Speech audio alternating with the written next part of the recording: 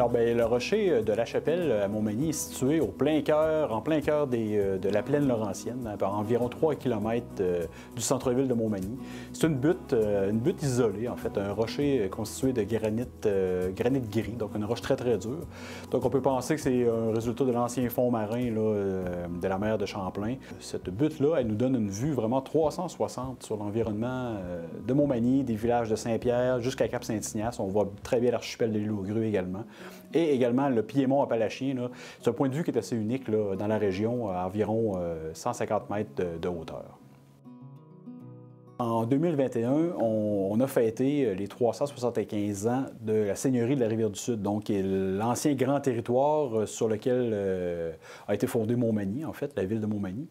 Et donc, ce site-là du Rocher-la-Chapelle est un site, comme on l'a dit, qui appartient maintenant à la municipalité de Montmagny. Avec le 375e anniversaire, on a décidé d'en faire un leg, donc des fêtes, et de rendre ce site-là officiellement accessible pour nos citoyens. Donc, on a vraiment retravaillé tout l'accueil, le stationnement, on a mis des panneaux d'interprétation, on a créé un belvédère autour de la croix, un escalier pour s'y rendre plus facilement. Donc, on en a vraiment fait un site plus démocratique, plus ouvert pour les citoyens.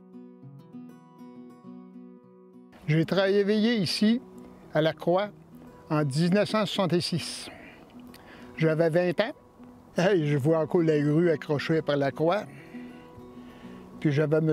Marois, notre patron dans ce temps-là, qui regardait, parce que la grue a l'air de descendre, qui regardait le chemin. On se demandait voir si elle n'allait pas la verser en descendant. L'historique du rocher de la Chapelle, ce qui est intéressant, c'est que ça se décline en deux éléments. Premièrement, il y a une légende rattachée au rocher de la Chapelle. La légende veut qu'un couple qui était en France, qui se préparait à traverser l'Atlantique pour venir s'établir dans le secteur de Pointe-à-la-Caille, qui est l'ancien nom du village de Montmagny, bien, ils ont été séparés au départ, au port de La Rochelle, et puis la dame en question est arrivée ici à Pointe-à-la-Caille, elle était seule. Et donc, elle a bien éploré les cieux pour que son époux en devenir vienne la rejoindre, mais finalement, ça s'est avéré vain, puis effectivement, elle a su par la suite que son bien-aimé était mort en mer. Alors, elle aurait fait élever une chapelle à sa mémoire sur le sommet du rocher de la Chapelle, vers 1713, à ce qu'on dit. Et donc, ça, c'est un peu le côté légendaire du truc, mais il y a également des faits historiques.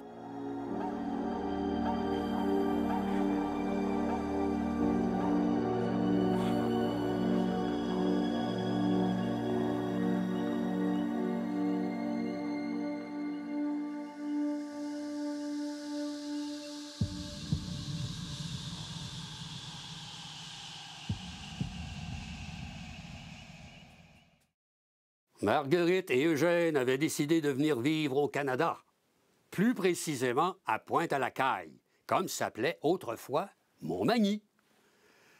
Ils se sont rendus donc au port de La Rochelle, port de mer français, où leur navire les attendait. On a fait monter d'abord les femmes et les enfants, puis les hommes, mais lorsque Eugène est venu pour mettre le pied sur la passerelle, on l'en a empêché. Le bateau avait atteint sa capacité. Les hommes restants prendraient le prochain bateau. « Je t'attendrai sur le quai, je t'attendrai », qu'elle a crié en sortant son mouchoir. Marguerite est restée sur le pont jusqu'à ce que son bien-aimé disparaisse. Le voyage s'est fait sans heurts et elle a débarqué bien vivante à la Pointe-à-la-Caille. On lui a trouvé une maison et Marguerite s'est installée. Tous les jours, elle allait sur le quai, voir si le bateau amenant son mari se pointait à l'horizon. Chaque jour, elle repartait la tête basse, jusqu'à ce que 3 mois plus tard, un bateau venant des vieux pays accoste. Impatiente, Marguerite regardait sortir les passagers un à un, cherchant Eugène du regard. Lorsque le capitaine s'est engagé sur la passerelle, elle a dû se rendre à l'évidence. Eugène n'était pas là. « Monsieur, qu'elle a demandé au capitaine, mon mari n'est pas là. » Ben, il a dit que le capitaine lui a expliqué alors que le précédent bateau il avait fait naufrage dans le Golfe, hein, près des côtes de Gaspé, et qu'aucun survivant n'avait été retrouvé. Mon mari n'est pas mort, qu'il se répétait, incapable d'admettre l'inadmissible. Et fort de cette conviction, elle a fait ériger une chapelle sur le rocher du village, duquel on voyait la mer. Ainsi, il pourra se repérer qu'elle répondait à tous ceux qui lui demandaient pourquoi construire une chapelle sur le rocher. Tous les jours, elle s'y rendait pour prier afin que son mari revienne.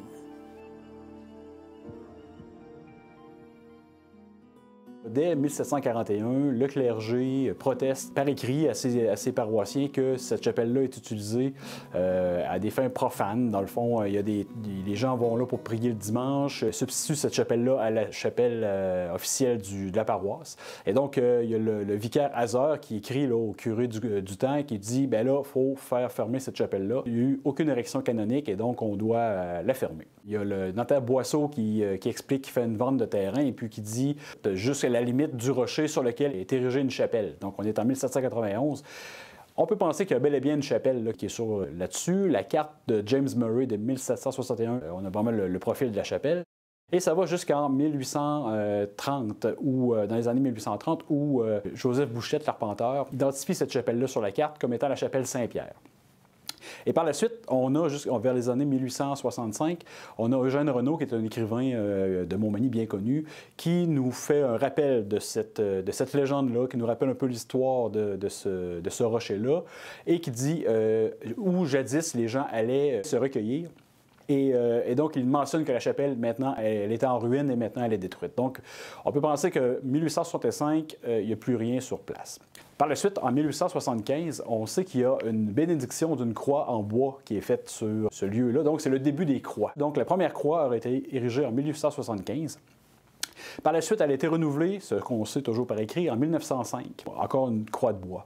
Et cette croix-là aurait été en place jusqu'en 1954, où là, on sait qu'elle était complètement en pourriture, et là, on a dû la détruire. Et finalement, c'est une imposante croix en fibre de verre qui est installée sur le dessus du rocher. Ça prend environ 2 ans de préparer le chemin pour se rendre avec la machinerie. Et c'est la firme Aurel Marois de Montmagny, qui est une firme de gens très débrouillards, qui relevait des défis incroyables dans le temps. Donc, construit cette grande croix-là de 45 pieds de haut par 25 pieds de large environ. Et puis, qui avait la charge aussi de l'installer sur ce monticule-là. J'ai commencé à travailler justement chez M. Marois à 90 sous de l'heure en 1966. Et quand ils l'ont fait dans l'usine, j'étais pas là. C'est ici, quand ils l'ont monté, que justement la dernière journée, quand on a fait ça. Mais dans l'usine, j'ai pas participé du tout. L'anecdote, c'est l'échelle qui nous... Pour unir les 4 parties de la pyramide, l'échelle était à côté, je m'en souviens plus où, mais elle avait partie du bout. Puis les doigts m'avaient imprégné dans le fibre de verre. Je n'ai pas été blessé, mais j'avais hâte qu'elle arrête de descendre. Denis Mainville et Marcel Morin, les 2 cascadeurs qui ont grimpé là-haut, un sur le bras, puis l'autre sur le dessus complètement. Moi, jamais j'aurais osé aller là. Jamais. Ah non, moi, j'aurais pas monté là, c'est pas vrai. Mais c'était pas des peureux. Je sais pas lequel est en haut et lequel est en bas. Denis Mainville, je pense que c'est celui qui est en haut. Denis Mainville avait pris des photos, puis moi, j'avais demandé à Denis de m'en réserver une copie. Puis il avait envoyé ses négatifs. Ils ont tout perdu, les négatifs, mais c'est moi qui ai la seule série de photos que j'ai gardées précieusement. Et une petite anecdote aussi, dans l'aménagement du parc, on a fait affaire avec une compagnie qui s'appelle TLC, une compagnie de Montmagny, qui ont aménagé, entre autres, là, les mains courantes et l'escalier ici. Et il y a le fils de Léonard Marois, qui est l'artisan de la croix, qui travaille pour cette compagnie-là. Donc, c'est très, très intéressant là, de pouvoir noter ça. Également, on a fait affaire avec une compagnie qui s'appelle Cariolo pour faire les panneaux d'interprétation. Donc, la légende et l'histoire.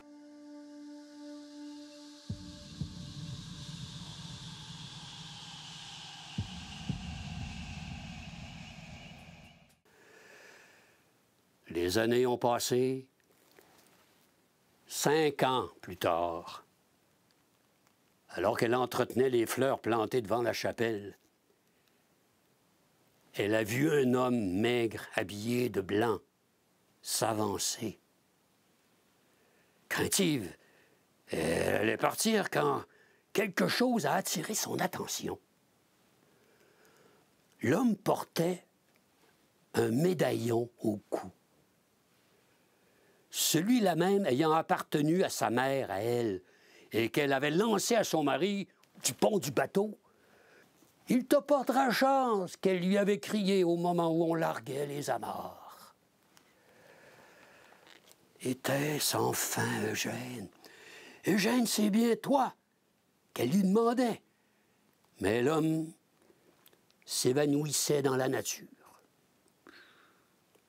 Merci, mon Dieu, je l'ai retrouvé, qu'elle s'est dit en tombant à genoux. Marguerite a continué de venir à la chapelle tous les jours et tous les jours. Elle voyait cet homme habillé de blanc. Elle lui parlait, mais il ne répondait pas, ne s'approchait pas. Il disparaissait comme un fantôme. Doucement, sans jamais avoir fait son deuil, Marguerite sombrait dans la démence. Elle est morte un après-midi de juillet, devant la chapelle, un bouquet de fleurs à la main. On aurait dit une mariée. Qui sait, peut-être a-t-elle retrouvé l'homme qu'elle avait toujours aimé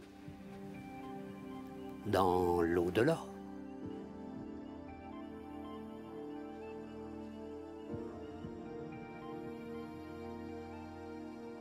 Dans le cadre du 375e anniversaire de la Seigneurie de la Rivière-du-Sud, il y a eu plusieurs legs, dont le parc du Rocher-la-Chapelle dans lequel nous sommes présentement, mais il y a aussi une trame musicale qui était composée par un Manny-Montois qui s'appelle Gabriel Messervier. Et donc c'est une super belle trame musicale qui fait le lien vraiment entre le passé et le présent.